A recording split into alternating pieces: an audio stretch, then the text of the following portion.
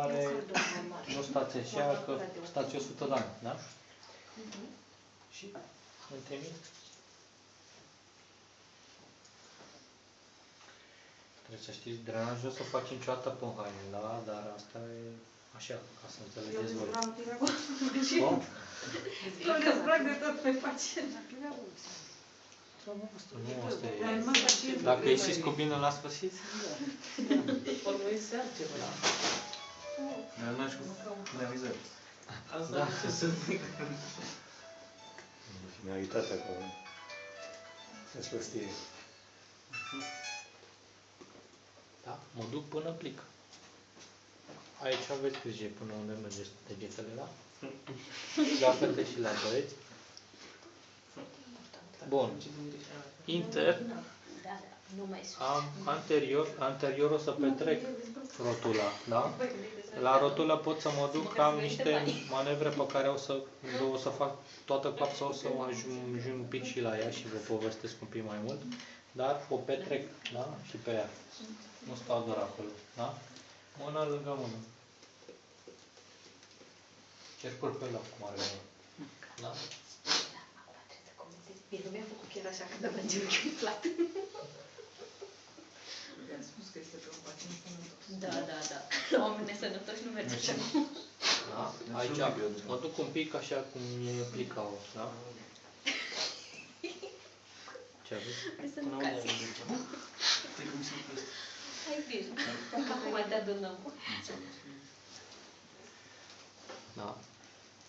Inter, anterior și acum lateral, da? Lateral o să fie cumva așa. Dar noi suntem frumoși și frumoși și deștept și modești. Nimic bătrânic. Da. Niște artificii ceva.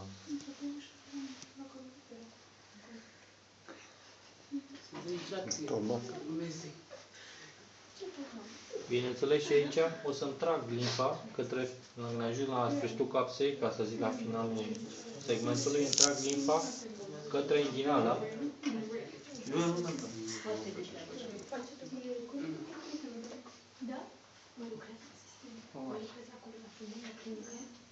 Medial, anterior, lateral, da? Și trag aici. Da? Am ajuns aici. Aici, dacă aveți zonele astea unde este timefia și asta, pot să mă duc foarte frumos să iau de jur împrejur. Da? Când aveți un genunchi umflat. Da? Bineînțeles. Iau frumos așa. Poc. Mai trimit un pic, mai sus. Gândește prea mult. Mă mai întorc aici. Și iau unde simt. Da? Încerc să scot și globul acolo. Bun. La nivelul ăsta am niște ganglioni, da, fosa poplitee, pe care o să-i pompez la fel cum am pompat aici la acut, da, retroolecranian, da. Priza este așa, aveți grijă, s-ar putea să fie dureros, mai ales la niște genunchi care s-au lichid, da, și deci. Da. Să trecăm. Eu cred că vă dau afară. Da.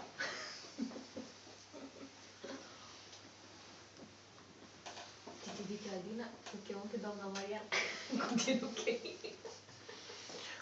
5-7, da? Bun. Coapsa gata, genunchiul gata. Mă adresez gambei acum, da? Aici nu prea am ce. Și o să mă adresez la fel ca și la antebras. Cu aceeași manevră, numai că o să fac un pic invers. Da? Poziția în care o să lucrez o să fie asta. Da? Da?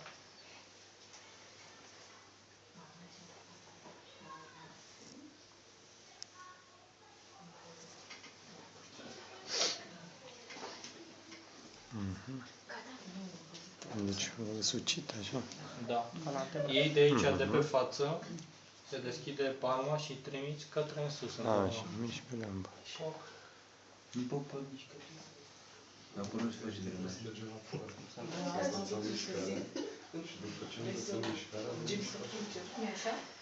Da, are ceva, are pipa la gambă? Are banii acolo, la gambă, a?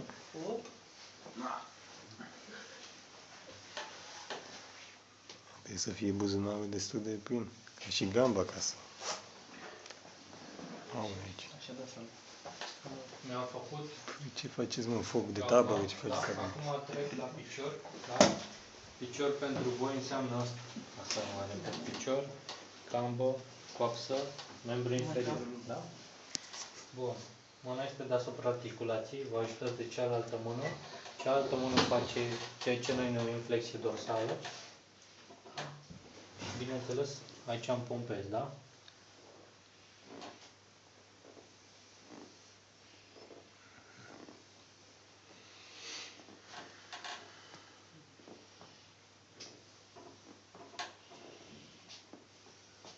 Și bineînțeles, părul mă duc un pic mai sus, dacă am, vedem, poate să strânge, pot să mă duc aici, da? Mă ajut în continuare de flexia de asta, am dat sală un pic.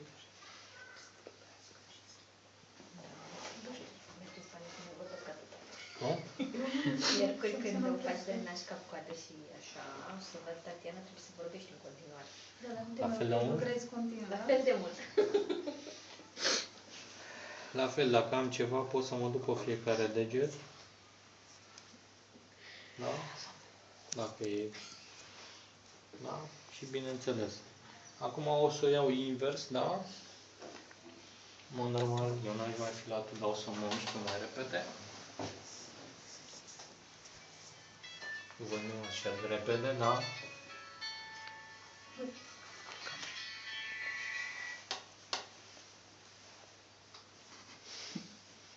Oprește camera. Exact invers cum am făcut. Da? Ganglionii, da? Din fosa popliteă. Asta e dat așa ca să înțelegeți voi că e o chestie foarte complexă. Grea. Sunt unii care fac numai treaba asta. Nu fac altceva. Da. Deci așa ceva făcut cap-coadă, deci fără 1 milion și ceva, să nu vă aud că lucrați. Da? Bun. Atâta e? Gata, mâncați.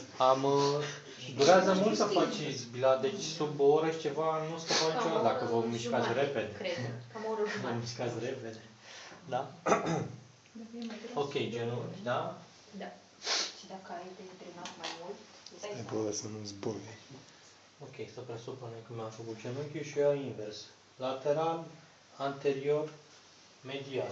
Da?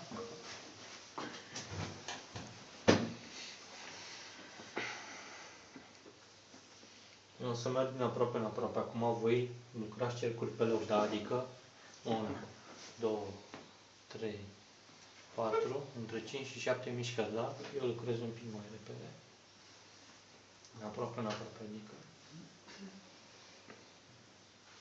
anterior, mână lângă mână, îmi petrec un pic genunchiul.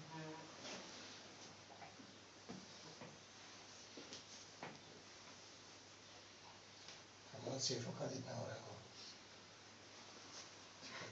Da, și din când în când, nu uit să mai pompez un pic ganglionii, dacă stau mai mult pe un membru inferior, da? Și acum în partea anterioară, la fel, petrec articulația asta.